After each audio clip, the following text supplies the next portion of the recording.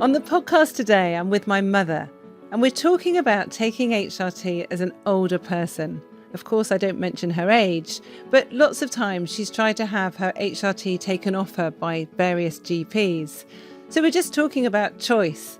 It's a good episode and I hope you enjoy it. So you're here in the studio. Last time we did a podcast was a while ago, and we did it actually on my sofa at home, didn't we? That's right, yes. And I wasn't expecting to do it. And then suddenly I came downstairs and we're doing it. Like, oh, wait, I'm not ready. And now we've asked, because by popular demand, we have had a lot of questions from people that listen to the podcast asking about, no disrespect, older people, what happens? Excuse me, I'm going to interrupt you right from the beginning. I like the word maturer, not older. Okay. Because I think things like cheese and wine improve with age. So I'm hoping I am. Yeah, of course you are, Mother. Yes, thank you. So lots of people have actually asked, I'm over the age of 60. Is it too old to take HRT? And I know I'm not allowed to mention your age, and I'm not going to. No. But someone said to me yesterday, Louise, you are nearly 55, so your mother is going to have to be over 60. So Well, I was a child bride. yeah, but even so, pretty hard. So I'm just really keen to unpick it, because I see lots of women and I speak to lots of women who have missed out, if you like, on HRT, because lots of the listeners know about this WHI, the Women's Health Initiative study that came out in 2002. And HRT prescribing was really high and it was increasing. But it fell off a cliff because of the misreporting of this awful study. So lots of You mean women... the breast cancer one? Yeah, so lots of women then were stopped. So you've carried on, which is great, and we'll talk about that in a bit. But actually, you were really lucky to have been prescribed HRT almost from the beginning. Well, when I initially went to the doctor, my doctor, he's in my day, of course, as you know, it was called The Change. Yes. The doctor said, oh, don't worry, you're just on the change. And I was teaching drama to students in London, and I just felt so exhausted, and on reflection, probably depressed as well, and having to juggle all sorts of things in my life. So I went to another doctor, and this doctor, she was a she. The first one was a he. I shouldn't say that, but it's true. She said, well, try HRT. So I tried it, and I just came back to life and I could cope. Well, you must remember that. I think I was about 15. Yeah, something like that, 16. sort of the exam time and everything. Yeah, because, some people listening know, but, Daddy died when I was 9. You, single mum, 3 children. My brother was only 2. You were working as a teacher. There's lots of reasons why you could be low in your mood and struggling. Oh, absolutely. So when he said the change, did you know what that meant? Well, yes, because, one didn't talk about health issues when I was young. We didn't, talk about periods. It was a sort of secret word, the curse. She's got the curse. Yeah. But then, some of my mother's friends, especially one in particular, I can remember her sitting in her living room, pouring with sweat and really low and depressed. And my mother said, well, she's on the change, So that's what I knew about it. But I knew, after Daddy died, I had to pick up life and carry on and was teaching. So I knew I could do it. But suddenly it hit me, this energy loss, this, as I say, on reflection, depression. I didn't have the hot sweats or anything. I can't remember whether my periods had stopped or not, but that to me is irrelevant. Yeah. The fact I was having to cope with life. Yeah. And it was so incredibly hard. I can remember, having to catch the train up to London, and it was just one foot in front of the other. It was just so much. Yeah. And then, being given HRT, as it was my choice, I could try it, and I did. And as I say, it was a great thing. And on reflection, they say, you react to the menopause as your mother has sometimes. And on reflection again, my mother was probably very depressed, but she didn't get the hot sweats. But as I say, we just didn't talk about. No. things like And that. it's funny, I don't know if you know this, but I was reading one of my diaries recently because I was showing my children how argumentative I was and how irritable I was as a What do I 15-year-old. say? I'll zip up, shall I? And I was writing, and there were things I was saying, like, no one understands me. I'm just on my own. I try and explain to them about work I'm doing or interested, and Mummy's not interested, and she slammed the door or something. Honestly, I was reading it to the girls. It was a while ago because I was saying, look, it's not just you that feels like this. It's part of, and I would have been having a hormonal changes, of course. But I also then at the time didn't know anything about the change, menopause or anything. But I wonder how much of you and me not getting on so well was because your hormones were fluctuating as well, because we wouldn't have thought about it, would we? No, I wouldn't be aware, and I'm sure that on thinking about it, yeah, it probably was part of it. I mean, Yeah. I think we have similar personalities. Yeah, and well, I that's say no, we can't blame similar everything on our personalities hormones. Clash, Yeah. don't they? So, Yeah, so I'm not blaming everything on my hormones, but it does make me think because, yes, you know, absolutely. and it is actually, like you say, when people still have periods, so perimenopause often is the more turbulent time. Yes. And, you know, households can really break down. It's not just relationships, but actually with children as well. And that really worries me because it can be very difficult bringing up children, as we both know, but even harder if you've got anything else that's going on and not being recognised. So I just think it was very forward thinking of that female doctor to actually prescribe you. But she prescribed you a tablet, didn't she, of HRT? Yes, yes. And only watching your theatre tour, I realised that they were made from horse's urine or something. That made me feel quite ill. You didn't know, after. did you? Well, no. But, and I didn't know the word menopause, I don't think, till you started specialising in menopause. And certainly I had never heard of perimenopause. What on earth's that? Yeah. Oh, I know all about it now. But, you know, I just feel sorry that we're talking about how many years ago? Long time, 40 years ago. 40 years ago. That things haven't moved on. No. I've got friends who've actually gone to their doctors now and, you know, because I've persuaded them, or they, you know, they might be a little bit older, or I've got some young friends as well, and they're not getting the help from the doctors that they deserve. And I think it's not just the help they deserve, it's also given the choice. And you mentioned early on about this scare of breast cancer. And I can remember then, I think you were just sort of, you qualified, but anyway, we were talking about it. And I said, oh, should I come off? And you said, Mum, you know, if you think about it, you've been on HRT for several, if you get breast cancer tomorrow, you've had a good quality of life for those last few years. And I agreed with you totally. And I just think it's just fate if you get it or not, because I have 4 friends that I can name who've had breast cancer. They've all survived, thank God.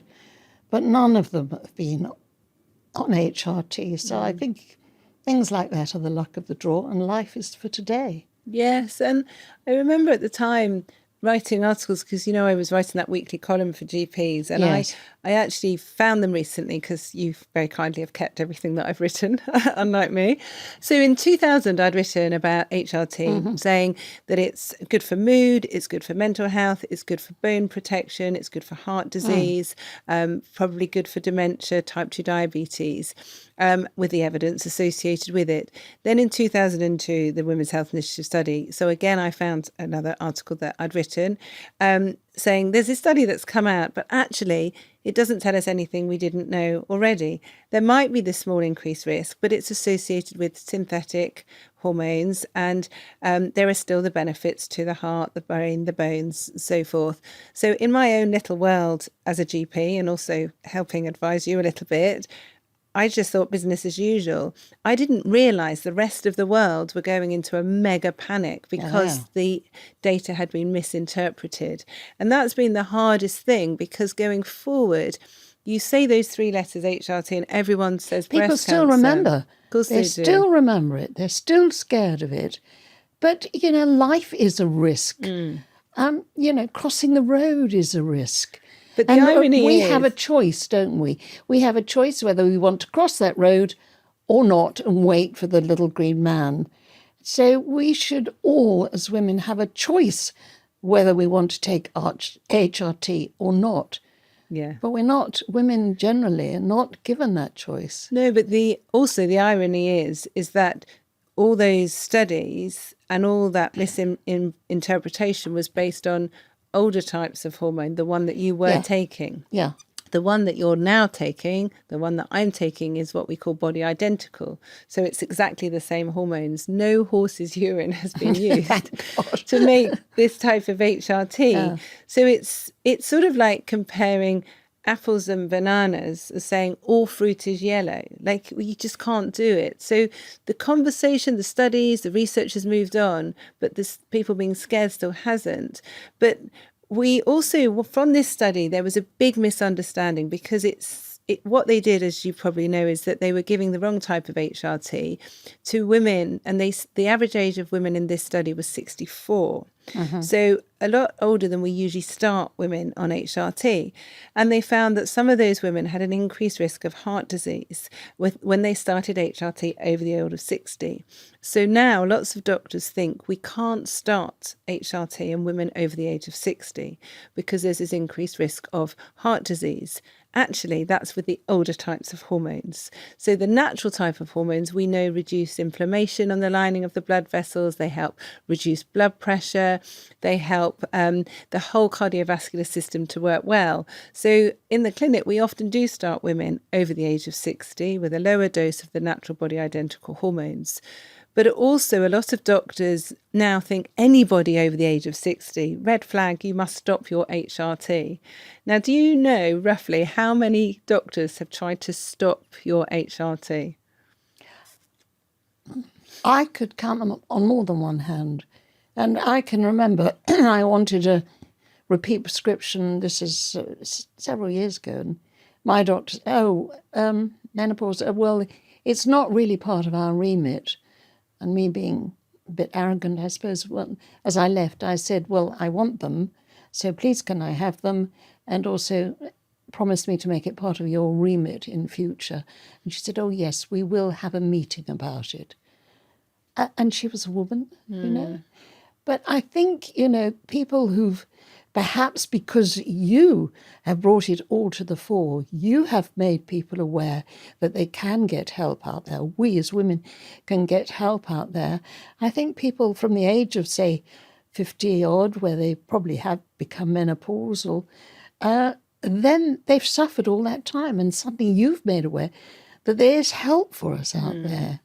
But why are the doctors so stubborn or so old-fashioned or set in their ways that they won't give it?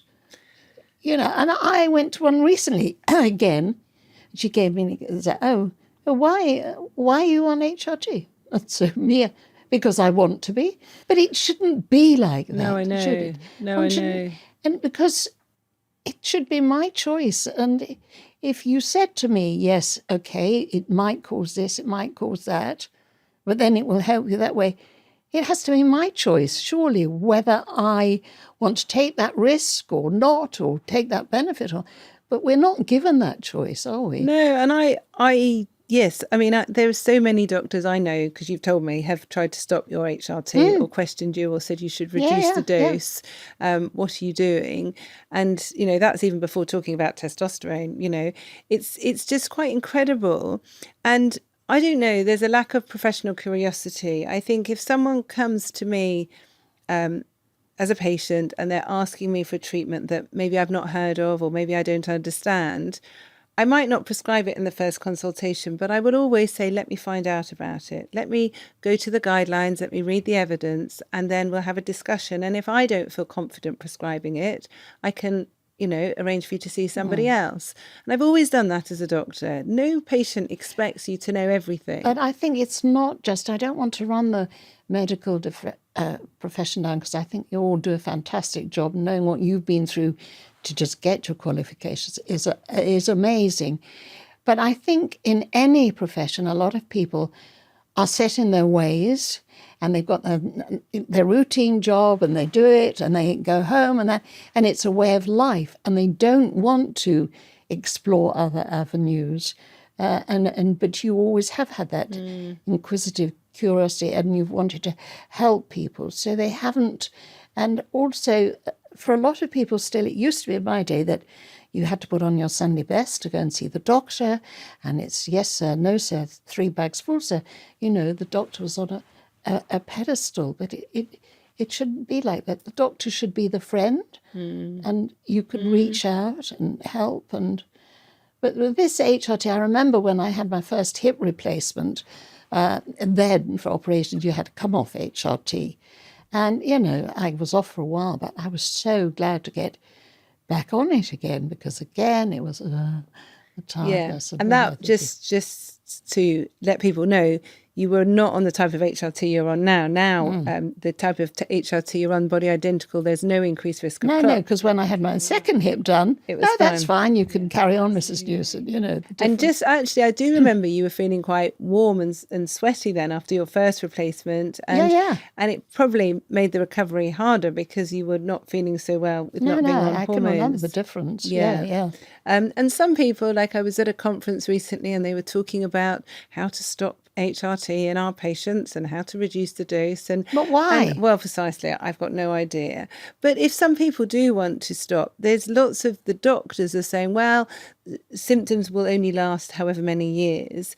But as people know, it's not just about symptoms, it's about improving our future health. And so even if you had no symptoms stopping, as soon as you stopped, you have increased bone turnover, increased risk of osteoporosis, increased risk of heart disease. And I hope you don't mind me saying, but when you had a problem and went to hospital last year, the nurse was really shocked that you're not on other medication, wasn't she? Do you remember?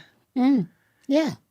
She sort of was quite surprised with your date of birth, which I won't say because you do I'm look glad you younger keep than saying are. that, But when you said, I'm on HRT and I'm on just a heart tablet, and she said, what else? And, people usually are on about a dozen medications when they're your age. They're on a blood pressure treatment, a statin, a painkiller, lots of, and you're not. And I know, I feel very, very fortunate. And I'm sure it's, well, thanks to my family, but a big thank you to HRT because, as you know, I only retired last year from work. And it's not funny. No, I think it's incredible. No, but I know if I hadn't been on HRT, I wouldn't have been able to keep going because I see friends who are my same age. I've got 2 particular close friends who were students with me. One I first met when I started teaching, and they both sadly got dementia, and it's really sad. And if there's any chance of stopping that or helping us, and if, as I said to my doctor when she said recently, you come off, and I go, why? Why do I have to? And again, it's probably because it's expensive for them to prescribe it to me, is it? I don't know. No, it's not. That's the irony of it. It is actually really cheap. And even if you look at the risks of the worst type of HRT, it's still less than most other medications. But it's also about keeping people well for as long as possible. And then long term, that's cheaper for the NHS. Of course it is. Absolutely is. But I also feel it does. So you mentioned bones and everything, but I think it's also your skin, your hair, and all this. Because again, I have several friends who really look wizened, and I might look in the mirror sometimes and think, oh my God, yes. But hopefully. Well, we've spoken about this too with Syed Rajpal, the dermatologist that you know as well, because I've been told off in meetings before saying, Louise, people just take HRT because they want to have nice skin, and that is terrible. Well, firstly, actually, if people want nice skin, that's not such a bad thing. But also, the skin is an organ. It's living. We have blood vessels going through it and everything else. And the skin is a window to what else is going on in our body. Really important, actually. And if people lose collagen from their skin, from their faces, they're going to lose collagen in their bones and their muscles. So they're going to be more at risk of having osteoporosis as well.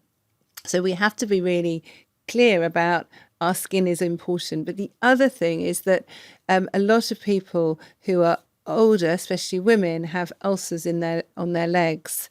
And that is a real problem. And I know when I was a GP, I had so many patients where the nurses would go in and out, do all these It's pressures. ongoing, isn't it? Yeah. And we know there's a study that Saj and I found from decades ago showing that women who take hormones have, guess what, a lower incidence of ulcers. Now, if you can imagine the cost of nurses going back and forth to somebody's home for the dressings and all that. But getting back to this sort of, you said people, their skin, if I want to take it because it helps my skin, why shouldn't I? Why shouldn't I be allowed to?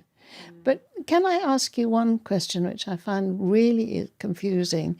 Several of my friends have been to the doctors. They're not getting HRT help, but they're advised to take antidepressant. So as I took antidepressant after your father died, but it's really hard to come off them. But as far as in my naivety, antidepressants sort of dull the brain, don't they? And it's supposed to calm you down. But if you take HRT, it stimulates the brain, so it brings you back to life. But if you come off, you don't have withdrawal symptoms or anything like that. So why are antidepressants more important than HRT as far as some medics are concerned? What a great question. I wish I could answer, because it's easier actually for most women to get antidepressants than it is HRT. And you're absolutely right. Yeah. A lot of women who take antidepressants when they're not clinically depressed will say, I just feel like I'm numb. I feel like I don't have emotions. I don't have sad emotions, but I don't have happy emotions. I feel like I'm going through processes in life without thinking about, I'm just a robot. And that shouldn't be right. Yes, we don't want people to be sad, but we really want people to be happy as well. So having the right balance of the happy hormones, if you like, the good neurotransmitters, is really, really important. And often when women are on the right dose and type of hormones, they'll say, my life is in colour again. It's not black and white. Yeah. That zest for life is come back, that joy. And that's really important. But one of the problems is it's very hard to measure that in studies. And in studies, a lot of it has been looking at flushes and sweats, because if I was analysing you, if you're better on HRT, and I had my little clipboard with my tick box, I could see you having a flush. I could actually monitor that. If you tell me one day, oh, Dr. Newson, I feel a bit happier, well, I might not believe that that's due to your HRT, and then it's very hard to quantify in a study. So it's easier to exclude that sort of data and just think objectively about the symptoms that I can see as a scientist. Yeah, but we're all different, course aren't we are. And I'm not a flat clipboard. I'm a person, a human precisely. being. Absolutely. And, I might be different to someone else. Yeah. But And it's we're sort all of- individuals, so we should have know. that choice. But what's I find, as you know, I spend most of my time very frustrated, but I find it frustrating because we have known for many years that well-being can improve with hormones. And even some of those quite awful adverts in the 60s Yeah. did have women behind a steering wheel of a car saying, her well-being, she's happy, she's joyful. And actually, that's not a bad thing. If that's all it did, it's not bad, because certainly in the 60s, there were a lot of other drugs being given. There were barbiturates being given. There were benzodiazepines being given. There were lots of amphetamine type drugs to try and boost people. And there was very much we want women to be happier because then they'll be better at home. They'll be better housewives and all that. But we've known that hormones can help because we're replacing what's missing. But I wonder sometimes whether it's just because people don't want women to be the best version of themselves. They don't want them to be strong, independent women. Because we're still suppressed human beings, aren't we, really? And of course, in my day, not so many women had careers. Yeah. You didn't sort of have female lawyers or not many doctors. I mean, you've come up against discrimination as far as being a female doctor, and that's still going on. And still, my father was very much, my mother's place was at home with a clean pinny and, cooking his meals and everything. She wasn't allowed to have a career or anything. And, when I was first married, I was doing the drama and everything. And I can remember my father saying, your place is at home looking after your husband. And of course, your father, he was so supportive, that's what it should be all about. But I just feel that I know you're my daughter, and I'm very proud of you, obviously, but I think you're doing a fantastic job to fly the flag for women. And I don't know anybody who's worked as hard as you and researched as much as you have on HRT and, putting it out and giving us the opportunity to make a decision for ourselves. You're not telling us we have to take HRT. You're giving the pros and cons and giving us a choice. And it should be freedom of choice. Yeah, I think, thank you. And I think that's so important, because other things in life we can choose. Obviously, some things we can't choose, as we know, but we can choose what we eat. We can choose whether we exercise. We can choose whether we drink sherry at 6 o'clock. But that's fine. Like, no one judged you. How many doctors have said to you, how much sherry do you drink? And is it like, it's and just that's probably worse than well, it is, isn't it? It couldn't be addictive. Yeah. And so it does seem like just wrong that women, I can't think of any other medicine that's so hard for people to obtain as well, when we've got the guidelines showing the benefits of in all I think ages. the guidelines are a bit strange, aren't they? Well, it depends which guidelines. There's many. Commas. Yeah, I mean, there's many different guidelines, and it can be very confusing for people. But we know that the benefits outweigh the risks. I find it, we've got lots of good evidence about how safe hormones are, how different the body identical hormones are compared to the synthetic hormones. And we don't have evidence showing us that there are risks when we start HRT in older women or continue it. And we have to remember the health benefits too. So again, it goes back to choice. It goes back to allowing people to choose, and also knowing that there is some uncertainty. There's uncertainty in lots of things we do. And women Life can is usually... uncertain. Yeah, and women can usually make that decision. But in my mind, like you say, the most important thing is having that patient in the centre of their decision-making processes and reviewing that decision. We review people every year. So if you change your mind, of course, you can change your decision about whether to continue, or if you need the dose changing as well. So I'm very grateful for you being quite so open. Thank you. And just to end on 3 tips, and this is really, I think that people would find it useful to know 3 things that have worked actually for you when you've seen your doctor and you've wanted to continue your HRT. What are the 3 things that you feel have worked, that you have been able to continue having HRT on your repeat prescription? I think, sadly, we still have to thump the desk. We still have to thump the table. And if we're not given the choice, we have to, stick to our guns. And if our doctors won't give us, then we have to move on and find another doctor. We mustn't take no for an answer, because life is for today and it's not a rehearsal.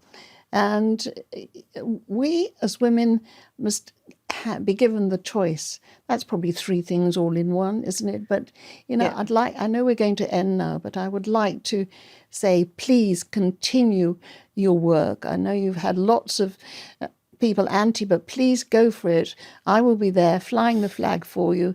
And I know there are a lot of women who will be and want to be. Thank you. Thank you. Subscribe to my newsletter for exclusive insights and updates on new episodes.